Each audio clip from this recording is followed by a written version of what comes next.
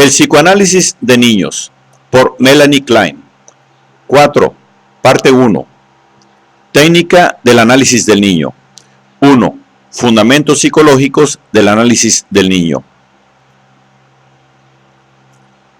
Los hallazgos del psicoanálisis han conducido a la creación de una nueva psicología del niño. Nos han enseñado que los niños, aún en los primeros años, no solo experimentan impulsos sexuales y ansiedad, sino que sufren también grandes desilusiones. Ha desaparecido la creencia en el paraíso de la infancia y la creencia en la asexualidad del niño. Los análisis de adultos y observaciones realizadas directamente en niños nos han conducido a estas conclusiones, que se han confirmado y ampliado mediante el análisis de niños de corta edad. Tracemos primeramente, por medio de ejemplos, un cuadro de la mente infantil tal como se nos presenta en los análisis tempranos. Mi paciente Rita, que contaba 2 años y 9 meses al comenzar el tratamiento, tenía una marcada preferencia por su madre hasta el final de su primer año. Manifestó después un gran afecto por su padre y simultáneamente celos de su madre. Por ejemplo, cuando tenía 15 meses, repetidas veces expresaba el deseo de permanecer sola con su padre, en su cuarto, sentada en sus rodillas y mirando libros con él. A los 18 meses cambió nuevamente su actitud y su madre fue su favorita una vez más. Al mismo tiempo comenzó a sufrir terrores nocturnos y miedo a los animales. La fuerte fijación a su madre fue en aumento y desarrolló una intensa aversión por su padre. Al comenzar su tercer año se hizo cada vez más ambivalente y difícil de manejar, hasta que finalmente, a los 2 años y 9 meses, me la trajeron para ser analizada. En esta época tenía una marcada neurosis obsesiva. Evidenciaba ceremoniales obsesivos y alternaba entre una exagerada bondad, acompañada de sentimientos de remordimiento y una incontrolable maldad.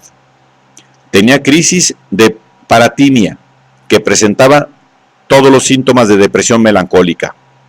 Además, sufría una fuerte ansiedad, creciente inhibición en el juego, una incapacidad total para soportar ninguna clase de frustración y una excesiva disposición quejumbrosa. Estas dificultades hacían que la niña fuese casi imposible de manejar. El caso de Rita muestra claramente que el pavor nocturno, cuando aparece en esta edad, 18 meses, es una elaboración neurótica del complejo de Edipo.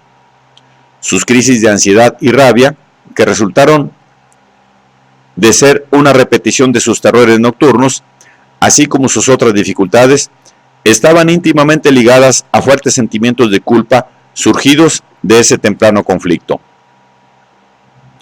Consideraremos ahora el contenido y las causas de estos tempranos sentimientos de culpa, refiriéndonos a otro caso. Trude, de 3 años y 9 meses. Acostumbraba repetidamente a fingir durante el análisis que era de noche y que ambas dormíamos. Entonces venía quedamente hacia mí desde el rincón opuesto al mío, y el que se suponía fuese su propio dormitorio, y me amenazaba de varios modos, tales como acuchillarme en la garganta, tirarme por la ventana, quemarme, hacerme prender por la policía, etc. Quería atarme las manos y pies, o levantaba la alfombra, diciendo que hacía po-kaki kuki. Esto significaba que quería buscar dentro del trasero de su madre a kakis, heces, que para ella significaban niños.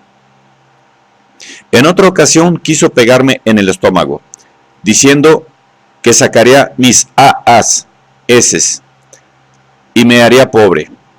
Entonces tomaba los almohadones, los que repetidamente significaban niños para ella, y se ponía en cuclillas con ellos detrás del sofá. Manifestaba así todos los síntomas del miedo, tapándose, chupándose los dedos y mojándose. Este proceso lo repetía en forma completa cada vez que me atacaba. Correspondía en todos sus detalles con su comportamiento en la cama cuando, no teniendo todavía 2 años, fue presa de graves terrores nocturnos. En esta época también corría al dormitorio de sus padres durante la noche una y otra vez, sin poder expresar nunca lo que quería. El análisis mostró que el mojarse y el ensuciarse eran agresiones contra sus padres en coito, y de este modo suprimió el síntoma. Trude quería robar los niños del vientre de su madre embarazada, matarla y ocupar su lugar en el coito con el padre. Estos fueron impulsos de odio y agresión, los que en ese segundo año originaron una fuerte fijación en la madre y un sentimiento de culpa, que se expresaba, entre otros modos, con sus terrores nocturnos. Así vemos que la temprana ansiedad y los sentimientos de culpa de un niño se originan en los impulsos agresivos relacionados con el conflicto edípico. En la época en que Trude mostraba la conducta así descrita, acostumbraba a herirse a sí misma de algún modo, casi siempre antes de venir a su hora de análisis. Resultó que los objetos contra los que se pegaba, alacena, mesa, chimenea, etc., significaban, de acuerdo a un proceso primitivo e infantil de identificación, su padre o su madre, castigándola. El juego de los niños nos permite extraer conclusiones definidas sobre el origen de este sentimiento de culpa en los primeros años. Volviendo a nuestro primer caso, encontramos que en su segundo año era visible en Rita el remordimiento que sentía frente al más pequeño error que cometía y su hipersensibilidad a los reproches. Por ejemplo, una vez rompió a llorar porque su padre, riéndose, amenazó al oso de su libro de figuras. El miedo al disgusto de su padre era bastante para que se identificase ella misma con el oso. Su inhibición de juego provenía también de su sentimiento de culpa.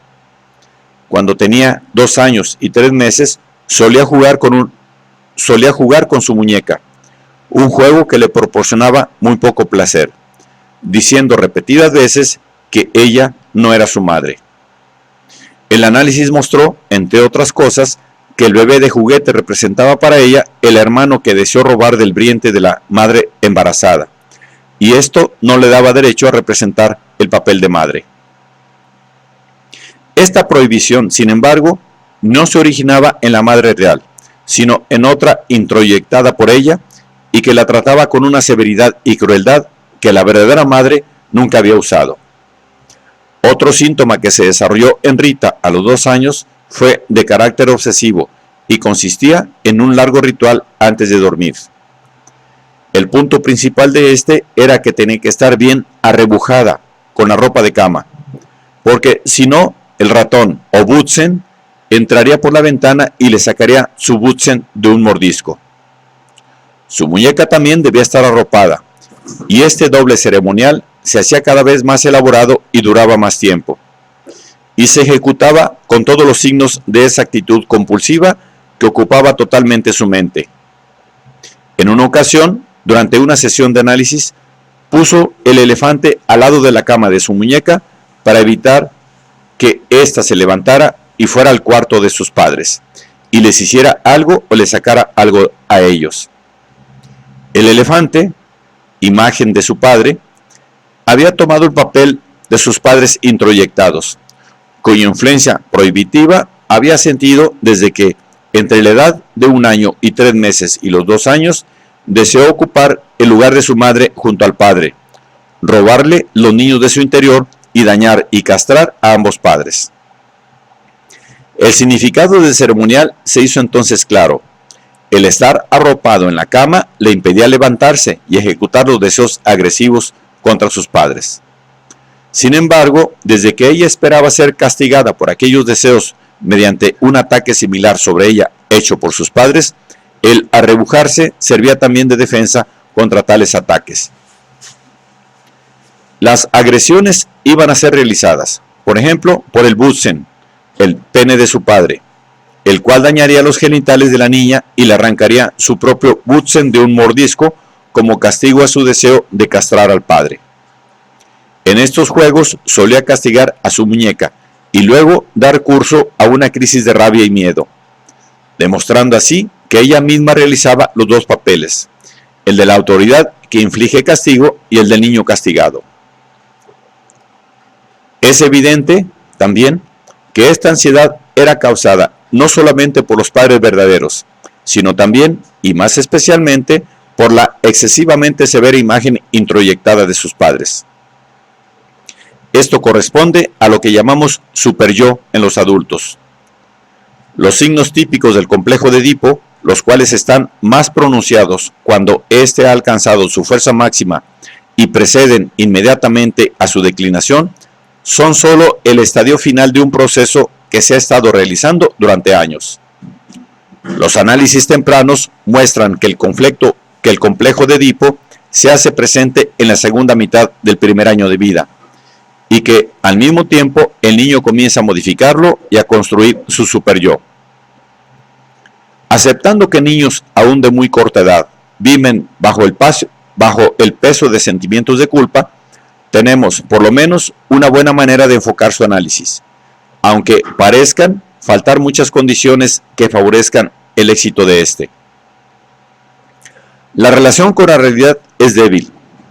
Aparentemente no hay ningún atractivo que los lleve a soportar las pruebas de un análisis, ya que, por regla general, no se sienten enfermos.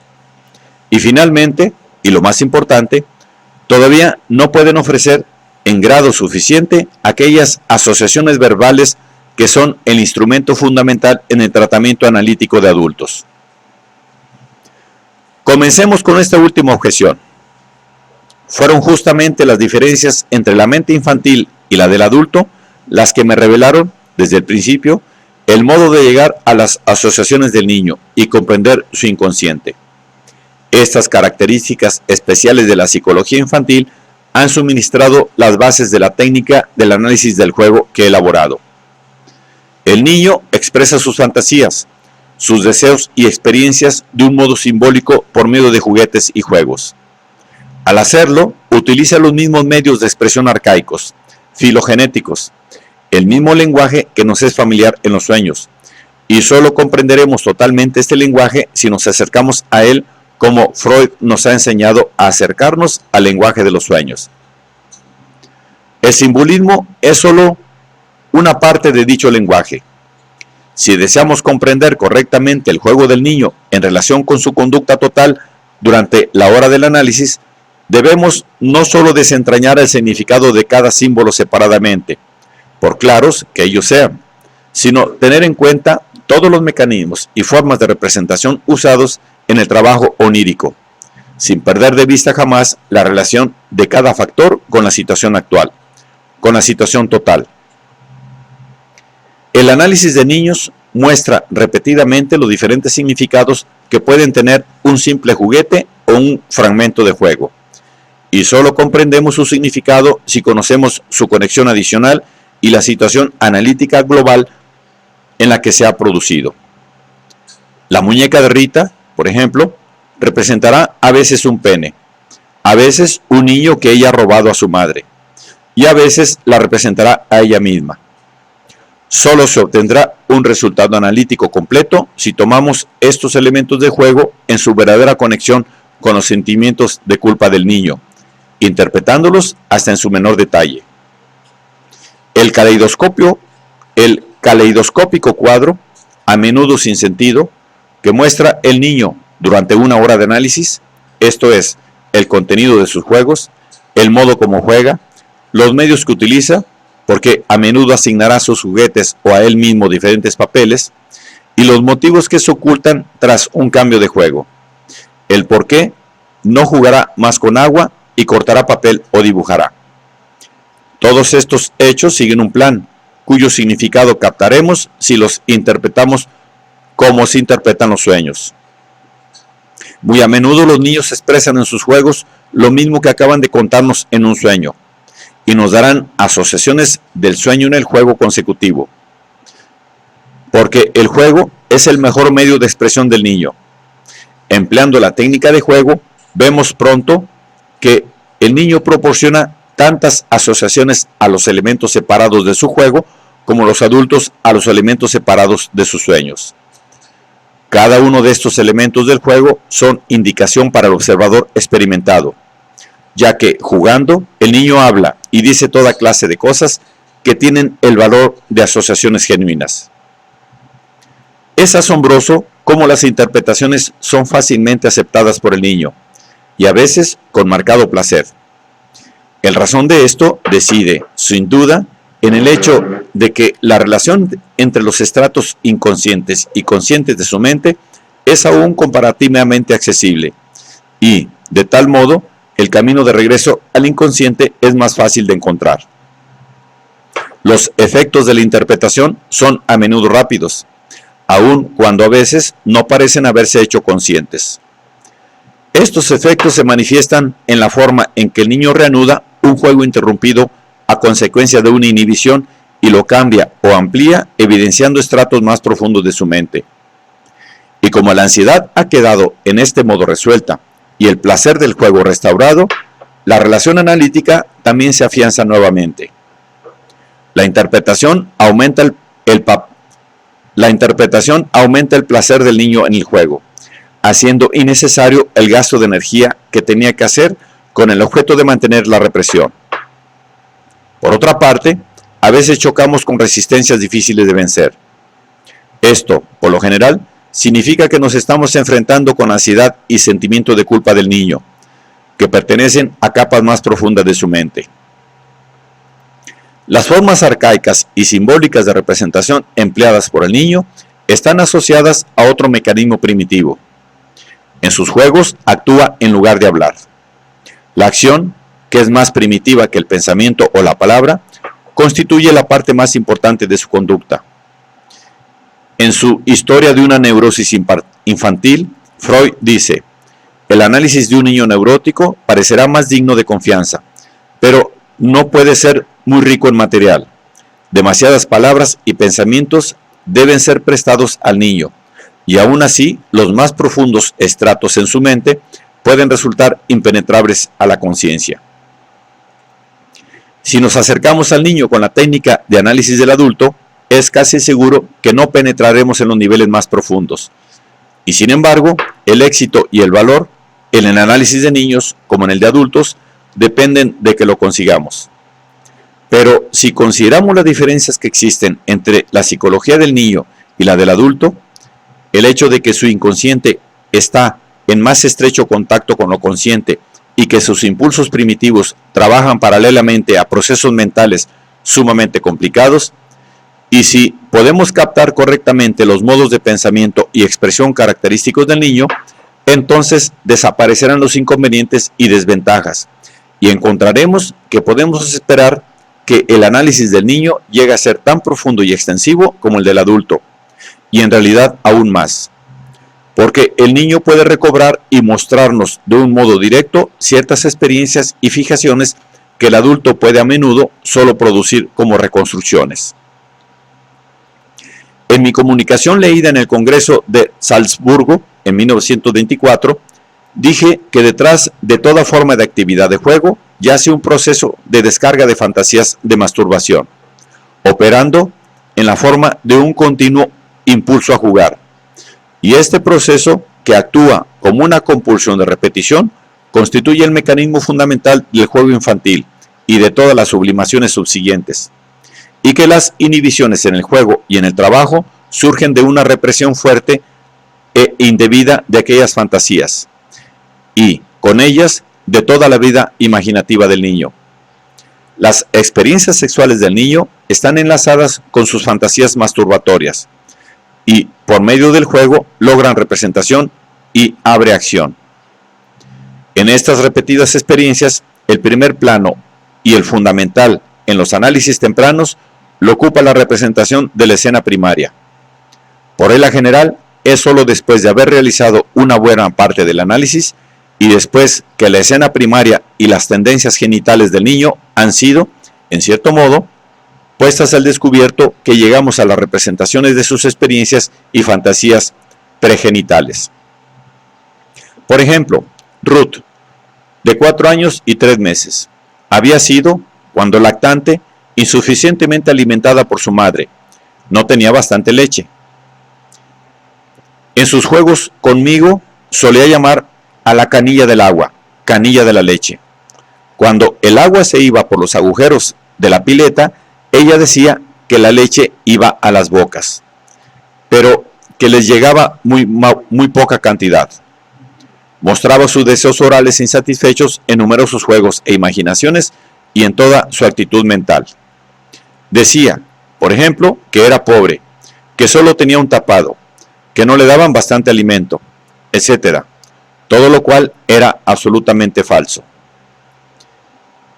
En el caso de Erna, una paciente obsesiva de 6 años, las impresiones recibidas durante su aprendizaje de limpieza desempeñaron un importante papel en su neurosis, y durante el análisis esto se vio con todo detalle. Por ejemplo, sentó a una muñequita sobre un ladrillo y la hizo defecar frente a una hilera de muñecas que la admiraban. Luego repitió el mismo tema, pero esta vez debiendo ser nosotras las que representábamos los papeles. Yo tenía que ser el bebé que se ensuciaba y ella la madre. Admiraba y mimaba al bebé por lo que había hecho. Luego se enojaba y bruscamente representaba el papel de una severa institutriz que maltrataba al niño. En esta escena me demostraba lo que ella había sentido en su primera infancia, cuando comenzó el aprendizaje de bebé, y creyó que había perdido el excesivo amor de que había gozado en sus primeros meses de vida. En un análisis de niños difícilmente sobreestimaremos la importancia de las fantasías y acciones como producto de la compulsión de repetición. Por supuesto que el niño pequeño utiliza especialmente la acción, pero aún el de mayor edad recurre constantemente a este mecanismo primitivo. El placer que consigue de esta manera suministra el estímulo necesario para continuar el análisis. Pero este placer no debe ser otra cosa que un medio para llegar a un fin. Cuando el análisis ha comenzado y cierta dosis de ansiedad del pequeño paciente ha sido resuelta por medio de la interpretación, él experimenta a veces, después de unas pocas sesiones, un gran alivio, que le ayudará a continuar con el trabajo. Hasta entonces, le faltaba el incentivo para analizarse, mientras que ahora comprende el uso y valor de este procedimiento y adquiere una comprensión similar a la del adulto, que será un motivo suficientemente eficaz para analizarse, como lo es en el adulto la conciencia de enfermedad. La capacidad que el niño tiene para comprender la situación certifica de su padre su sorprendente dosis de contacto con la realidad. Es este un punto que merece una amplia discusión. A medida que prosigue el trabajo analítico, vemos que la relación del niño con la realidad, débil al principio, gana gradualmente en plenitud y en fuerza. Por ejemplo, el pequeño comenzará a distinguir entre su madre verdadera y la imaginaria, o entre su hermano real y el del juguete. Insistirá en que él quiso hacer esto o lo otro, únicamente al hermano de juguete, pero que quiere mucho a su hermano real. Solo después de haber vencido poderosas y obstinadas resistencias, será capaz de ver que sus actos agresivos eran dirigidos al objeto real humano. Pero cuando llegue a comprender este punto, por pequeño que sea el niño, habrá dado un paso importante hacia su adaptación a la realidad. En lo que se refiere a las relaciones del niño pequeño con la realidad, me referiré una vez más a Trude, mi pequeña paciente de 3 años y 9 meses. Después de una sola hora de análisis conmigo, se fue con su madre al extranjero por 6 meses. Pasado ese tiempo, su análisis fue reanudado. Solo en una ocasión dijo algo de las cosas que había visto y hecho durante ese viaje, cuando algún tiempo más tarde me contó este sueño. Ella y su madre estaban nuevamente en Italia en cierto restaurante que ella conocía, y la camarera no le daba jarabe de frambuesa porque no había más.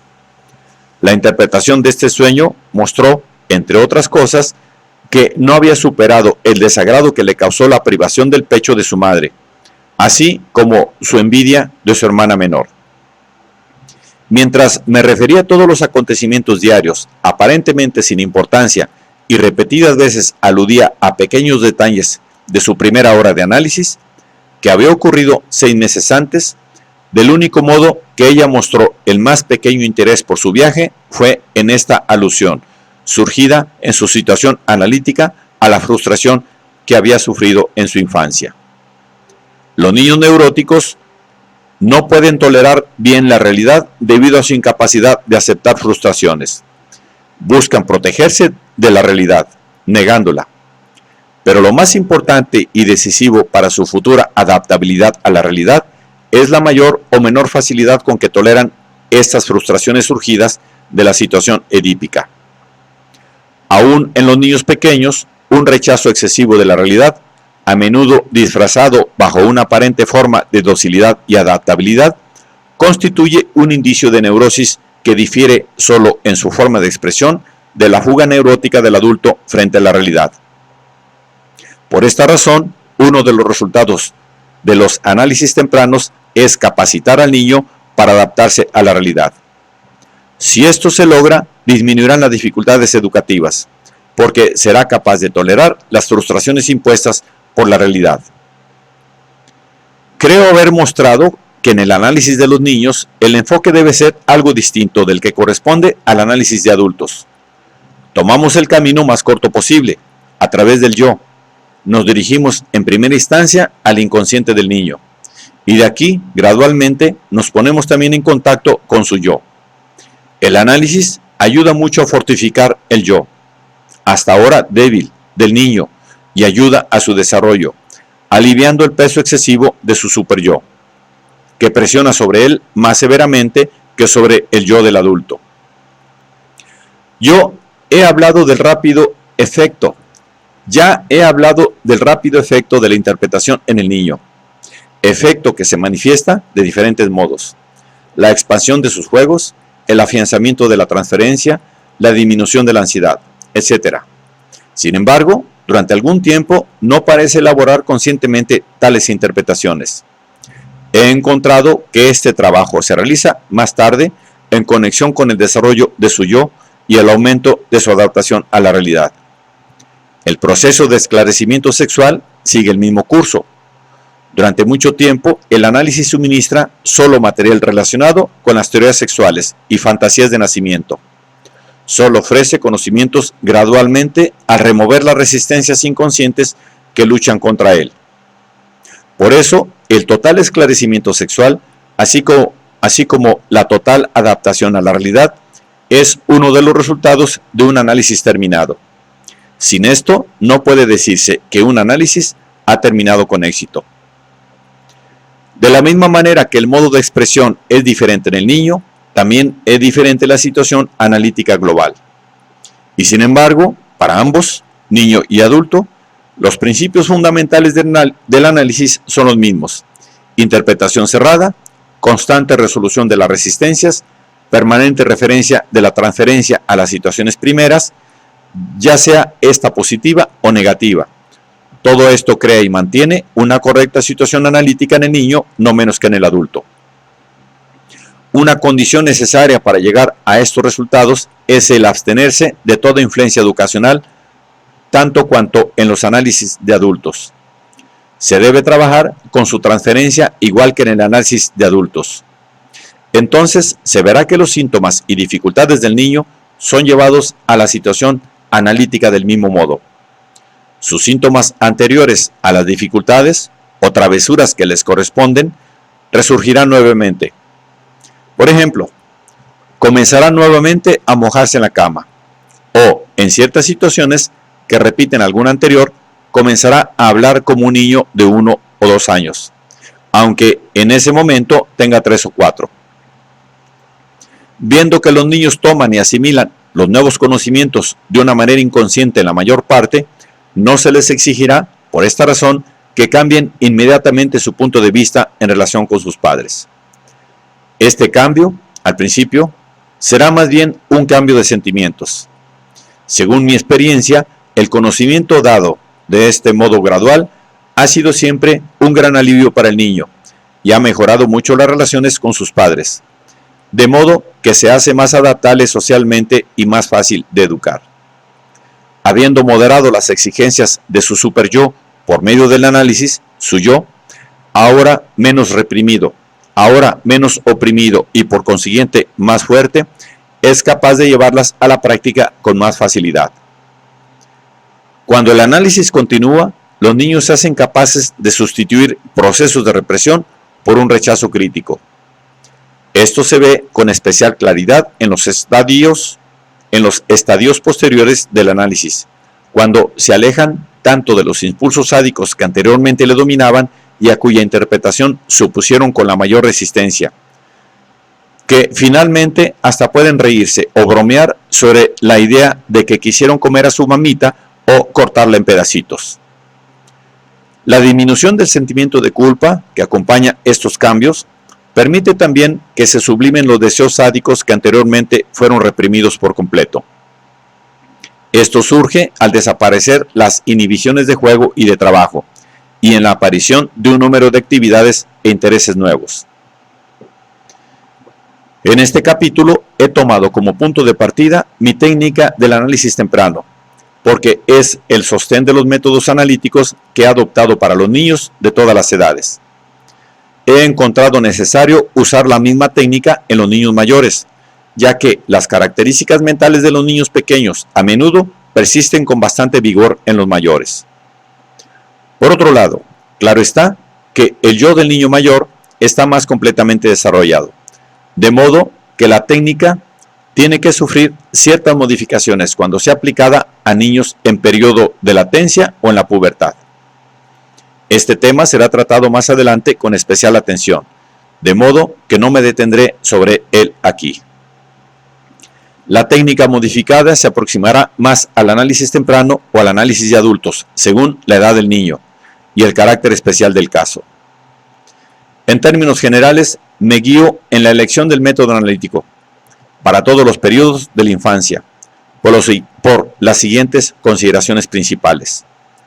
Los niños y los jóvenes sufren una ansiedad más aguda que el adulto y, por consiguiente, debemos ganar acceso a su ansiedad y a su sentimiento de culpa inconsciente y establecer la situación analítica tan rápidamente como sea posible. En los niños pequeños, esta ansiedad generalmente encuentra escape en las crisis de ansiedad. En el periodo de latencia se manifiesta más a menudo bajo la forma de desconfianza y reserva, mientras que en la edad intensamente emotiva de la pubertad conduce a una aguda liberación de ansiedad que se expresa de acuerdo con el yo más desarrollado del niño, bajo forma de una frecuente resistencia obstinada y violenta que puede provocar fácilmente la interrupción del análisis. Mi experiencia me ha enseñado que el modo de resolver esta ansiedad rápidamente en los niños de todas las edades, es el de tratar inmediata y sistemáticamente la transferencia negativa. Con el objeto de ganar acceso a las fantasías y al inconsciente del niño, debemos dirigir nuestra atención a aquellos métodos de representación simbólica indirecta que se emplean en cada edad. Una vez que la imaginación del niño se ha hecho más libre como consecuencia de su ansiedad disminuida, no solo hemos ganado acceso a su inconsciente, sino que también hemos puesto en movimiento, en mayor grado, los medios de que dispone para la representación de sus fantasías. Y esto es válido aún en aquellos casos en los que tenemos que comenzar con un material en el que parece haber una carencia total de imaginación. En conclusión, desearía resumir brevemente lo que he dicho en este capítulo. La naturaleza más primitiva de la mente del niño hizo necesario encontrar una técnica analítica más adaptada a él, y la hemos encontrado en la técnica del juego. Mediante el análisis del juego, tenemos acceso a las fijaciones y experiencias más profundamente reprimidas del niño, y estamos así en condiciones de ejercer una influencia radical sobre su desarrollo. La diferencia entre nuestros métodos de análisis y del análisis del adulto es puramente de técnica y no de principios. El análisis de juego permite el análisis de la situación de transferencia y de resistencia, la supresión de la amnesia infantil y de los efectos de la represión, así como el descubrimiento de la escena primaria. Por lo tanto, no solo nos ajustamos a las mismas normas del método analítico para adultos, sino que llegamos también a los mismos resultados. La única diferencia resiste en que adaptamos sus procedimientos a la mente del niño.